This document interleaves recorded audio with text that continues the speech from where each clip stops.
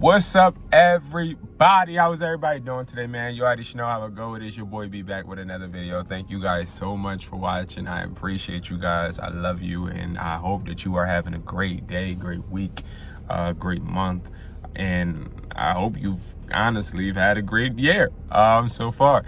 If you don't know who I am, my name is Brandon Jones, and I specialize in helping you make an extra income. And today we are going to be talking about making it a priority not to be getting scammed. Okay, I have pictures to show you guys of two pictures that is going basically around the phone flipping international in the country. Wholesalers is going around because now there's a huge influx of people selling phone boxes that have door hinges in them. And I said something about this last year, and I have not got caught with the door hinge scam, but I do know a few people that have, and I want to make sure you guys aren't a part of that. I want to make sure you are taking the proper precautions to ensure that you're making it a high priority not to ever put yourself in a position to where you're paying somebody for a device and the device is not in the box. Okay, now if you have not already taken the Phone Flipping Academy, you may not know of the IMEI search and checker that I use. You may not know of different processes that I use, and I want to be able to just expand on it so you guys know how to avoid getting in this type of situation. Now, when it comes to phone flipping, of course, is buying devices at a lower profit margin than you would sell them. Okay, so you're buying devices for a lower value than what others are informed of, and then you're selling it at a higher price. Now, where things get messed up is when you start to actually try and sell them and the buyer buys it, or the buyer's about to buy it, and then they open the box and find out that it's a door hinge, and then you're stuck because you're literally not trying to scam the buyer, and the buyer may not even know. The buyer may think that it's you trying to scam them, and that's sort of kind of where you have to understand, just like I had to understand at one point, like, buyers aren't going to be your friend. Okay, I know some of you guys out there may have buyers. Some of you guys out there may think you have buyers. Some of you guys out there may just be selling to whoever you guys can sell to. Every way is okay, but just know you're only as good as the phones you're selling. And if you do mess up that connection with that buyer, what will you do? Who are you going to turn to? That's I think a really good question. Is if you were to sell, let's say, fake iPhones to your buyer don't want to mess with you no more, what you going to do then? Like, what's going to happen? Like, the buyer says, I no longer want to do business with you. Do you have other buyers in the tuck? Do you have other ways to sell phones? You have to make sure, one, that you do, but two, that you don't ever put yourself in a situation to where you're not able to sell to your buyer because your buyer thinks that you tried to finesse them, right? So we have to start to put our foots down and really inspect these devices. Now, when it comes to this whole debacle, there are people that own stores like me that have to be really, really cautious about this, because there's guys that come into your stores all the time trying to sell you phones, and the phones do sometimes be sealed. And what I used to say to everybody is, do not open a sealed box, because then you're taking away the value. I don't believe that anymore, guys. No longer will you hear me say, do not open a box. I want you guys to open every single box, because I've got hit with fake iPhones this year, no door hinges. But it just goes to show, like, it is something that could happen.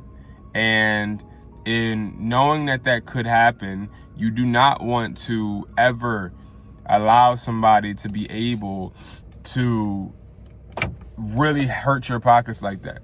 So moving forward, the first thing I would say is making sure that you are making it a priority to open the box. Secondly, make sure you're turning on the phone. Okay, I got a guy that brought a phone at my store, did not turn on the phone, and just looked at it. The phone did look like a full-blown iPhone. And when he went to go ahead and buy that device and look at it, the device sat there, and the device got put into a Android state when I turned it on. Do you understand how pissed off I was when I sat there and I turned that phone on and I saw that it said some Android? I was so upset because he just took money out of my cash register to go ahead and give to somebody. You got to turn the phone on, and you have to make sure you go through all of the steps to set the whole phone up until you get to the main menu. Every single time from now on. Every single time. I don't care what anybody else tell you to do. Just do it. I'm trying to tell you. I'm trying to say you. Just do it. Now, moving forward past that, what do you do when you see that it is a phone, the device is good, they already have it set up? How can I tell Brandon that this person is trying to get me out? How can I tell this person is trying to just close this deal and get away? So one of the freaking easiest ways to tell when something ain't right is somebody trying to rush you. I don't let anybody rush me. I like to think of it like a basketball player analogy, right? So like when I go ahead on the court, right, and I'm playing ball, I always play at my own pace. I don't play at nobody else's pace. I play at my own pace. I do me, okay? And that's how all of the really good basketball players play. They play at their own pace. They don't let anybody speed them up. They don't let anybody slow them down. And that's how you got to be when you are a phone flipper. When you are there at that deal, make sure that you are only being and doing exactly what you want or what you deem, right?